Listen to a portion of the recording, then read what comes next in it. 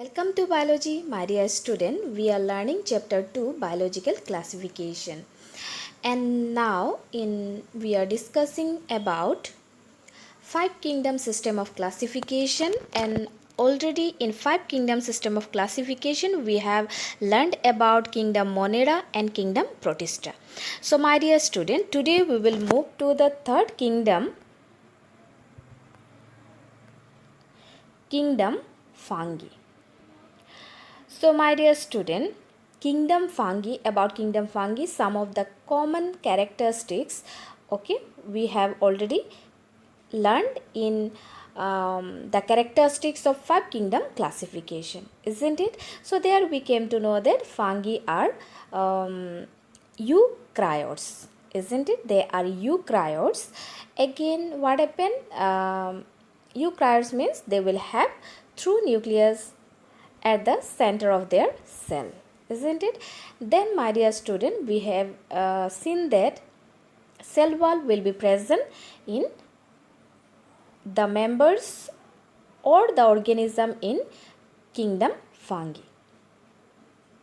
Yes, then about their food habitat also we have seen. Okay, food, that means nutrition or mode of nutrition, we have seen that they are heterotopic, and these are some characteristics we came to know. So my dear student, today we will know some of the more characteristics about the organism in kingdom fungi. So to be member of kingdom fungi, what are the characteristics an organism must possess so that they will be considered under the kingdom fungi? General characters. So my dear student, the fungi constitute a unique kingdom of heterotopic organism. So my dear student, fungi constitute a very unique kingdom of heterotopic organism, and it is said that in kingdom fungi all the organisms are heterotopic in nature. That means they cannot prepare their own food.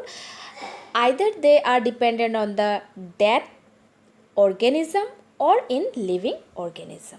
Okay.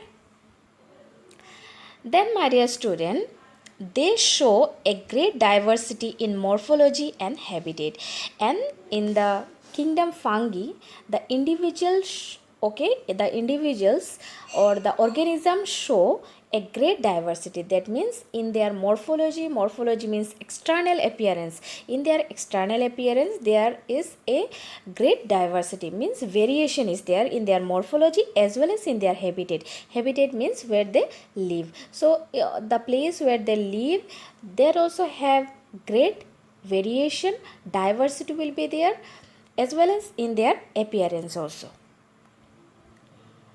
Fungi are cosmopolitan and occur in air, water, soil, and on animals and plants. So my dear student, it is said that fungi are cosmopolitan. So cosmopolitan means what? If something is found everywhere, okay, then they are known as cosmopolitan. So fungi is such an organism you can find everywhere. That means they may occur in air, okay, in water, in soil, then on animal and plants also they can occur, because of which they are known as cosmopolitan. Okay, they prefer to grow in warm and humid place. So they always prefer to grow in warm and humid places. Okay, so my dear student, because of which what we see that all the food item we keep in refrigerator. Okay, so in refrigerator, why we are keeping the things? So that this some microorganism like this fungi does not attack our food. Okay, because in refrigerator what happen, this is in the cooling condition, whereas fungi love what type of places? Warm and humid. Because of that reason we are keeping our food in refrigerator. Okay, so these are some characteristics of fungi. Then my dear student, Now let us move to some other general characters. Yeast are unicellular fungi. So my dear student, all the organism in kingdom fungi are multicellular. You should always keep in mind that all the organism in kingdom fungi are multicellular. Exception is there except yeast. So except yeast, all are multicellular. Yeasts are unicellular fungi. Only yeast is a single cellular or single celled fungi. Other all are multicellular. Okay. Then fungi are filamentous. So my dear student, fungi, their body or their looks, okay, or if you see their appearance, they are always filamentous. That means like a filament. Okay. Now my dear student, in your here you will find that in your picture, okay, you will find it filamentous. That means like a filament. Okay, always they are representing like a filament. Like a filament, their body will be represented. Then bodies consist of long, slender, thread-like structures called hypa. So my dear student, in picture you may see hypa is been labeled. So you may see which how the hypa look. Hypa are long, slender, thread-like structure. These are long, again slanted and thread-like structure. So you may see some thread-like structure here in the body of fungi. So these thread-like structures are known as hypa. So body of fungi consists of long, slender, thread-like structures, and these thread-like structures are known as hypa. The network of hypa is known as mycelium. So when this hypa make a network, okay, then this network is known as mycelium. So you may see here mycelium is being marked. So these are mycelium, and thread-like structures are known as hypa. Okay, I hope that regarding hypa and mycelium your doubt is clear through this picture.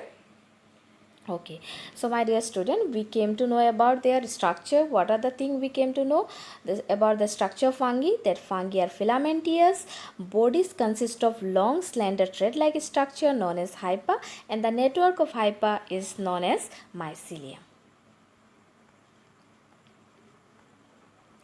Then my dear student, a very important characteristics of fungi is that the cell walls of fungi are composed of chitin and polysaccharide. So the cell walls of fungi are made up of chitin. This is very important to know, and this is a very unique characteristics of kingdom fungi, that the cell wall are made up of chitin and polysaccharide.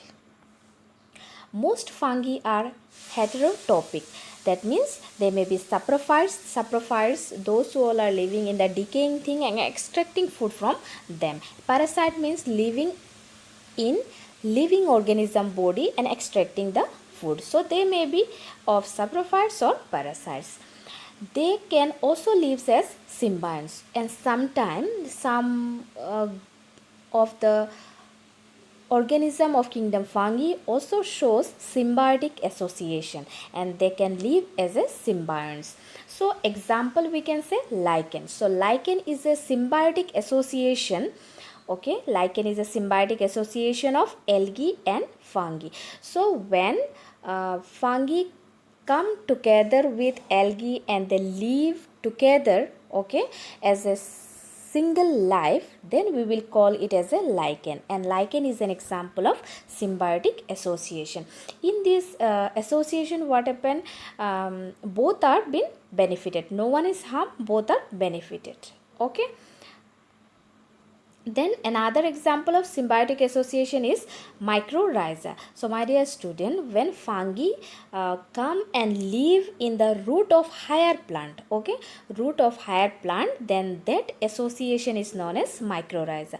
So mycorrhiza and lichen, these are example of symbiotic association, and fungi can also live as a symbionts. Okay.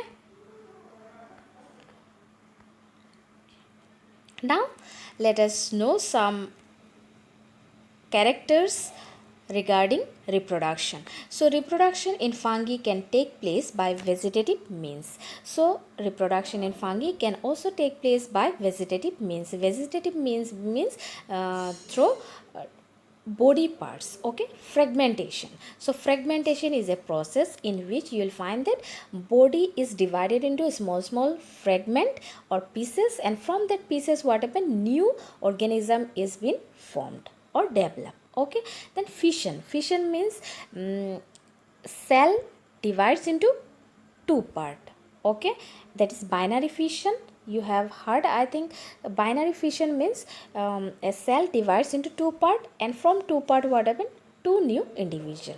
Okay, and another process is budding. So budding means what, some buds will be formed in the body of the organism, and from that bud what happen, again new individual. So in fungi also what happen, fragmentation, then fission and budding, this process are been seen, through which they increase their number, and that process we will call reproduction. Okay, then my dear student, asexual reproduction is also seen in kingdom fungi.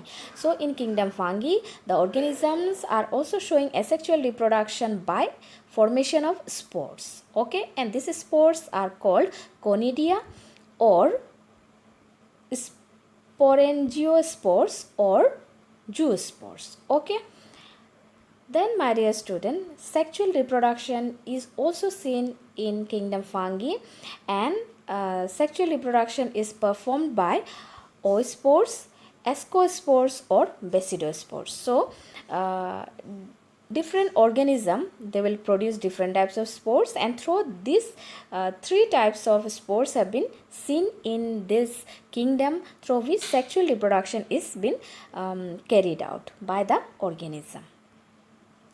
Then the various spores are produced in distinct structures. So my dear student, when fungi shows reproduction sexually, okay, or asexually by the formation of spores, so these spores are formed in a very distinct structure, and that structure is called fruiting body. So inside the fruiting body what happen, the formation and development, okay, and production of spores is been conducted. So this fruiting body is a very important part of fungus, isn't it? Because inside this body what happened, different spores formation have been going on, and these spores take part in reproduction process, if it is been carried by asexual reproduction or sexual reproduction.